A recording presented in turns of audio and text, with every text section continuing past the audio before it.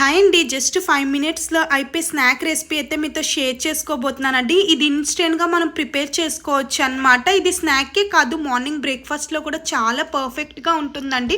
ఒక కప్పుతో ఉప్మా రవ్వ అనేది తీసుకోవాలండి. కొంచెం పెరుగు అనేది యాడ్ చేసుకోండి. సాల్ట్ అయితే మనకి రుచికి తగ్గట్టు సాల్ట్ అనేది వేసుకోండి. వాటర్ అనేది వేసుకొని మిక్స్ చేసి ఒక 2 మినిట్స్ అలా పక్కన పెట్టేసుకోండి. ఆఫ్టర్ 2 మినిట్స్ తర్వాత సూజీ అంతా బాగా నానిపోతుంది.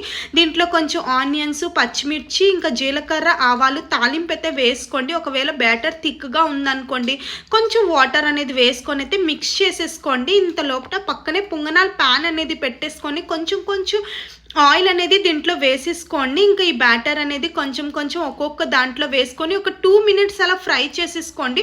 ఆఫ్టర్ 2 మినిట్స్ తర్వాత టర్న్ చేసుకొని ఇంకో వైపు కూడా కాల్చుకున్నాం అనుకోండి, ఇంకో 1 మినిట్ అలాగా మనకి ఎంతో టేస్టీగా సూజీ పొంగనాలు అయితే రెడీ అయిపోతుందండి. దీని కాంబినేషన్గా చట్నీ కాకుండా ఇలా గుగ్నీతో ట్రై చేయండి, చాలా బాగుంటుందన్నమాట. గుగ్నీతోని చిన్నపిల్లలు కానీ పెద్దవాళ్ళు కానీ చాలా ఇష్టంగా తింటారు. అలానే నా వీడియోకి అయితే లైక్ చేసుకోండి, నా ఛానల్ అయితే సబ్స్క్రైబ్ చేసుకోండి.